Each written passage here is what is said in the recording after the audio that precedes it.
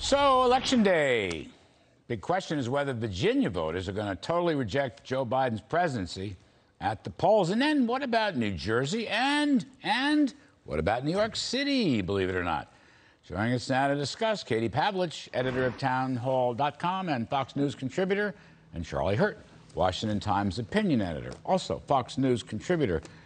Katie Pavlich, can I just ask you, this Virginia race and, McAuliffe is so disgusting. Has McAuliffe ever completely disowned all these false flag, white supremacist KKK soldiers they're posting at the Republican rallies? Has he actually said, no, this is a bad idea and Americans shouldn't do this, which is what he should say? Well, Larry, first I will say that I'm glad I'm on with Charlie, because Charlie has the southern part of Virginia covered, and I'm up in the northern part, which is the People's Republic of Virginia. So we have all aspects of the Virginia governor's race covered for you today. Charlie might be in a better mood just based on his location. But your question is a good one. So no, Terry McAuliffe has not condemned this kind of behavior that they say came from the Lincoln Project, where they had Democratic operatives who have worked for Virginia Democrats and for the McAuliffe campaign, dressing up as so-called white supremacists and posing in front of a Glenn Youngkin bus. The Terry McAuliffe spokesperson said they had nothing to do with it, but they never really condemned it.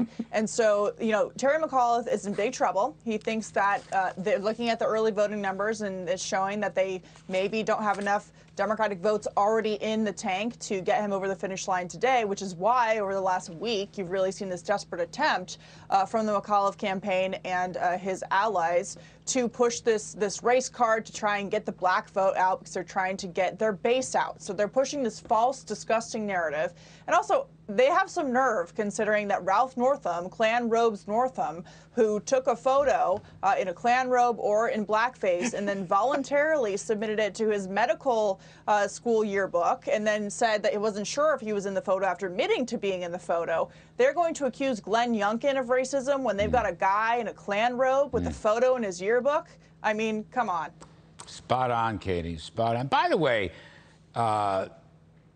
Bret Baier's new book about great General and former President U.S. Grant makes very clear that Grant and the Republican Party, I mean, I know this is, over a century ago, they were the supporters of African-American rights, the 13th and 14th and 15th Amendments. They were the supporters of Reconstruction. Yes. It was the Democrats who aligned themselves with the KKK and the white supremacists and all that nonsense or hateful nonsense. So, Charlie, just let me ask you this, too. Blaming Trump. This is like, I'm watching Biden in Glasgow, Scotland, blaming Saudi Arabia and blaming Russia and blaming Trump for high gasoline prices, and I'm shaking my head. I go, huh? And then here's McAuliffe blaming Trump in Virginia, and I guess even Phil Murphy is blaming Trump in New Jersey. I mean, does the statute of limitations run out on this blame Trump stuff?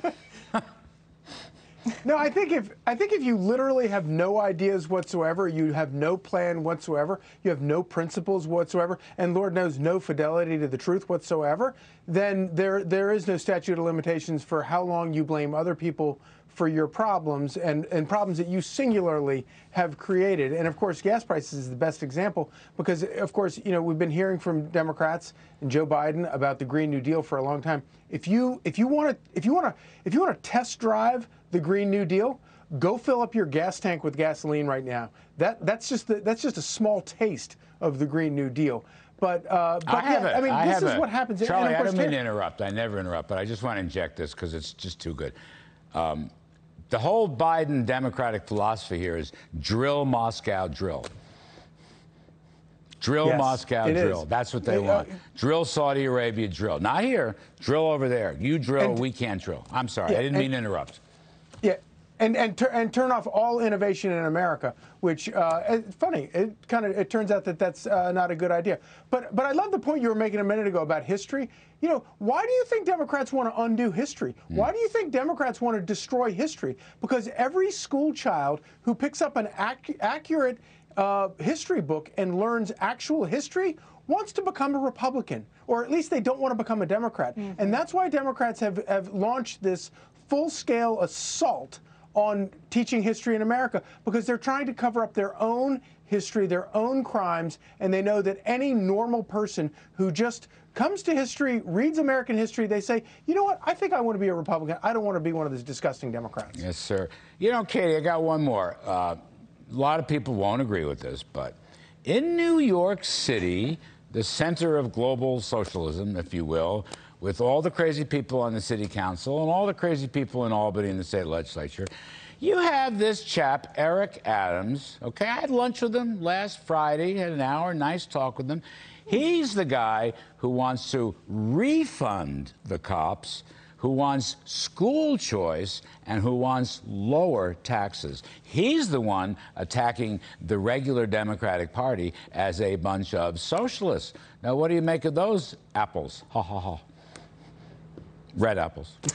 Well, I think that, you know, the red apples, yes, the big red apples of New York. I would say that, you know, the socialist left, communist left that we're seeing now is very ideological, and they have these grand plans for how everybody's going to be equal and everything's going to work out, and it comes from academia, and on paper it sounds really great, but when you start putting it into practice, when you actually start defunding the police, when people don't show up and are getting beat up in Times Square, and people are getting pushed into subway cars in New York City, when it starts to affect you and your children and you're seeing these horrific things play out in video, you tend to vote a little bit differently. It's the same thing when you see your grocery bill has doubled. And so I think that's, you know, New Yorkers aren't willing to give Republicans a chance, so we'll see. But they're at least willing to give a guy who's a former police officer who wants to, you know, bring back reality on the topics of crime and taxes. Who was once a Republican, I might add. And I don't mean this slur or beat up on my pal Curtis Leewell. Curtis is a good guy and he means well. But really, Eric Adams seems like the big winner. But he's run a campaign, he sounds like a Republican in the middle of New York City, which is not exactly the heart of freedom land these days, as you both know.